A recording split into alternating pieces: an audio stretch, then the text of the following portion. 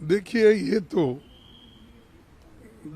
तो बजट जो मोदी सरकार ने पेश की है, ये तो दो चार राज्यों के इलेक्शन चुनाव को देखकर ही उन्होंने पेश किया है।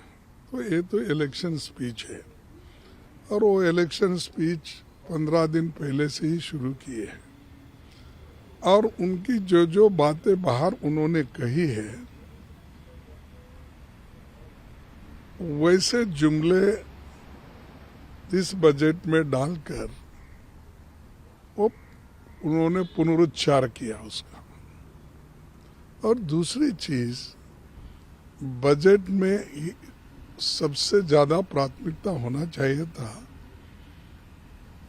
जो आज इन्फ्लेशन बढ़ रहा है, महंगाई बढ़ रही है, उसको कंट्रोल कैसा किया जाए वो उसमें नहीं है।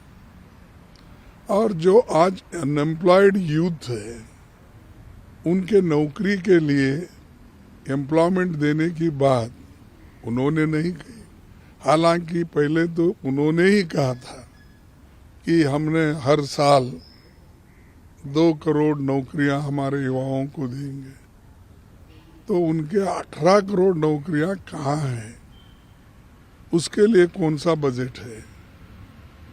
तीसरा, जो सरकारी वैकेंसीज है वो भरने के लिए भी उन्होंने इसमें कुछ नहीं कहा।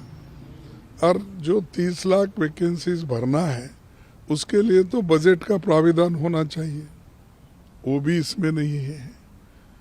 उसके अलावा गरीबों के लिए जो हमेशा पहले से आता था, उनको जरा नरेगा के लिए जरा वो बहुत ही पॉपुलर स्कीम रहने की वजह से रूरल के हमारे किसान मजदूर को उसका लाभ होता है। उसके लिए उन्होंने इसको बहुत अलग दृष्टि से देखा था। लेकिन आज के बजट में पहले जो 90,000 करोड़ था, 90,000 करोड़, उसको घटाकर उन्होंने 60,000 करोड़ कर दिया है। तो गरीबों के लिए भी कुछ नहीं है, अनएम्प्लॉयड के लिए कुछ नहीं है, महंगाई कंट्रोल करने के लिए भी कुछ नहीं है। ये चीजें तो एक तरफ है। दूसरी तरफ जो रूरल में वहां भी अनएम्प्लॉयमेंट है, डिस्ट्रेस है, लेकिन अर्बन युवकों के लिए नरेगा जैसी योजना लाने की बात पहले भी उन्होंने की थी, उसका भी कोई इसमें जिक्र नहीं है। और किसानों का जो उनका जो इनकम बढ़ाने का था वो उसका भी कोई इसमें जिक्र नहीं है। एमएसपी का जिक्र इसमें नहीं है। फिर कौन से गरीब के लिए ये बजट बना है? मैं समझूंगा जो अमीर लोग हैं उनके लिए। और इनकम टैक्स हमने 5 से 7 लाख कर दिया। भाई, इन्फ्लेशन इतना बढ़ गया है, कोई 2 लाख कोई बड़ी राहत नहीं। आज जो जिसकी सैलरी 60-65 हजार रुपये है उनको ही थोड़ा कुछ राहत मिलता है, लेकिन दूसरे किसी को नहीं है। वो भी अपने हिसाब से उन्होंने किया कि मिडिल क्लास को कैसा अट्रैक्ट करे। उनके पार्टी में चर्चा हो गई कैसा अट्रैक्ट करे, और वो दूसरे ट्राइबल वोट्स लाने के लिए क्या कोशिश करे, शेड्यूल कास्ट के वोट्स को क्या कोशिश करे। जो ये इलेक्शन स्ट्रेटेजी करके उसके तहत जो उनको फायदेमंद होगा उसी के तरफ ध्यान दिए हैं। लेकिन कहे तो ये है, लेकिन शेड्यूल कास्ट के बच्चों को, शेड्यूल ट्राइब्स के बच्चों को पहले स्कॉलरशिप मिलता था, उसका भी जिक्र नहीं है। माइनॉरिटीज के लोगों को स्कॉलरशिप मिलता था, वो भी बंद हो गया, वो भी इसमें भी जिक्र नहीं है। और बहुत सी चीजें उन्होंने ऐसी कही है कि हमने इतने कॉलेज भी बना रहे, वो बनाए, फलाना मेडिकल कॉलेज। भाई, मेडिकल कॉलेज प्राइवेट दे रहे हैं, गवर्नमेंट दे रहे थोड़ी। स्कूल भी प्राइवेट बना रहे हैं आप। कौन गरीब का आदमी बड़े बड़े जो कमर्शियल स्कूल्स और कॉलेजेस खोले गए उसमें एडमिशन उनको मिलता है? वो तो सरकारी स्कूल की तरफ देखेगा, देहात में रहने वाला, म्यूनसिपालिटी एरिया में रहने वाला, लोअर मिडिल क्लास का आदमी, इवन मिडिल क्लास का भी, क्योंकि फीस इतनी है कि एक महीने को कई जगह 1-1 लाख रुपए लेते हैं, 50,000 लेते हैं। तो ये जो आपने मिडिल क्लास के लिए इनकम टैक्स का राहत हम दिलाए कहते हैं, उसका बच्चा भी प्राइवेट स्कूल में पढ़ नहीं सकता। तो ये सारी चीज़ें, ये सारी मुद्दे हैं और इसको नज़रअंदाज किया गया है। और इनइक्वालिटी की बात, इनकम इनइक्वालिटी इतनी बढ़ रही, रोज पर रोज गरीब गरीब होते जा रहा, अमीर अमीर होते जा रहा। और हिडनबर्ग का रिपोर्ट अगर आप देखते हैं, वो चौंकाने वाले हैं कि हम नहीं कह रहे, हम कहे तो वो बोलते थे हमेशा ही कांग्रेस वाले कुछ ना कुछ देश को बदनाम करने के लिए, यहाँ इन्वेस्टमेंट नहीं आना उसको रोकने के लिए बात कर। हमने नहीं, ये तो प्राइवेट वाले हैं, डालो डिफेमेशन केस, कहो। उन्होंने तो जोर, उन्होंने कहा कि हाँ हमने कहा है, हम सबूत दिलाएंगे इसका, हम फाइट करेंगे, आप करो कुछ भी, उन्होंने कहा। तो इसका मतलब ये है कि गरीबों का पैसा कहाँ है? LIC में है, अपने बच्चों की पॉलिसी करता है, एजुकेशन पॉलिसी कराता है, खुद की पॉलिसी करता है, घर के लोगों की पॉलिसी करता है। उस जितने भी पॉलिसी होल्डर है उनके पैसे हैं, और वो पैसे उन्होंने, एक व्यक्ति जो उनका बहुत चाहता है, अडानी, उसके कंपनी में बहुत अटके हैं। कम से कम 87,000 करोड़ गवर्नमेंट का पैसा उनके इन्वेस्टमेंट में गया है। क्या दूसरों को उतना ही दे रहे हैं आप? मुद्रा योजना में क्या हुआ तो उतना ही दिए है। देखिए, ऐसे आप कितने दिन झूठ बोलेंगे?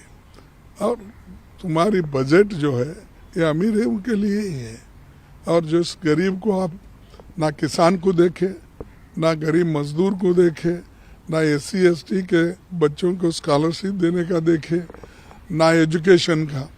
आप तो एजुकेशन और हेल्थ को तो फंड बढ़ाना चाहिए था, पहले तो घटाते आए, अब थोड़ा बढ़ाए। यानी मार्केट में जब लोग जाते हैं तो किसी चीज़ बार्गेनिंग होती है, ये सामान कितने का है, तो वो पहले कहता है कि ये इसका 1,000 रुपये है, नहीं नहीं नहीं, फिर नहीं होता तो बार्गेन करने वाला पूछता है ये 600 में दो, नहीं होता फिर ना 900। ऐसा ही इनका बार्गेनिंग है कि पहले तो खूब घटाए एजुकेशन में और हेल्थ में, आज थोड़ा सा बढ़ोतरी की है। ये कोई रिलीफ नहीं कंपैरेटिवली जो आज के दाम हैं, और फार्माटिकल जो औषध लोग खरीदते हैं, तो बहुत ही ये बजट उतना समाधानकारक भी नहीं है एक। और ये गरीबों को मैं कहूँगा कि ये पूरा निगलेक्ट किया गया है, और मैं उसका कारण आपको बताया हूँ कि इनके 8 साल कंप्लीट हो गए, अब 9 साल भी कंप्लीट कर रहे हैं। तो इस 8 साल में इन्होंने जो करना था वो कुछ भी नहीं किया। और एक चीज मैं बताना चाहता हूँ, अगर गरीबों की आमदनी ही नहीं बढ़ी तो कंजम्पशन क्या होगा? वो क्या खरीदेगा? क्या बच्चों के लिए किताबें खरीदेगा, पैंट खरीदेगा, शर्ट खरीदेगा, अपने लिए कपड़े खरीदेगा, खाने अच्छा खाना अपने बच्चों को दिलाएगा? जब उसको नौकरी ही नहीं है, कमाने का यही नहीं है, साधन नहीं है, तो आपका इवन प्रोडक्शन भी यहाँ करे कौन? लेने वाला कौन है? खरीदने के लिए तो पैसे होना चाहिए ना, पैसे होना है तो उसको काम देना पड़ेगा हाथ को। तो ये चीज़ें जो है हम सब कुछ देखे हैं और सुनते, पूरा बजट ये इसका हम कर दिए हैं। और ये ऐसा हो गया है कि बजट नाम बड़ा, क्योंकि भाषण तो बड़ा करते, दर्शन खोटा बोले जैसा है कि उसमें गरीब तबके के किसानों के लिए और बाकी के जो भी SC ST है OBC, इनको तो सिर्फ शब्दों में उनको अपने अलंकारिक भाषा में उनकी तारीफ ही करते करते उन्होंने चंद स्टेटमेंट्स बजट में डाला है। इसीलिए इसमें कुछ नहीं है, इससे कोई फायदा गरीबों के लिए नहीं है और उनकी 75% गरीब है इस देश में। सब प्रधानमंत्री ने भी अलग से संबोधन किया और बताया कि एक अमृतकाल का बजट है, पहला बजट ऐसा है जो आगे फाउंडेशन रखेगा। 7 पॉइंट उन्होंने अपने गिनाए हैं और तमाम जो सरकार की तरफ से जो बड़े मंत्री हैं वो भी इस बात को आगे ले जाके कहने वाले हैं। आप किस तरीके से इस बात को देखते हैं और दूसरा कि आप बजट को कितने नंबर देना चाहेंगे? बस अरे नंबर इसका सवाल नहीं, किसी को नंबर देने, नंबर आप गिन लो ना, बेरोजगारी के लिए गिन लो, इन्फ्लेशन के लिए गिन लो, शिक्षण के लिए गिन लो, हेल्थ इसमें गिन लो, नरेगा में गिन लो।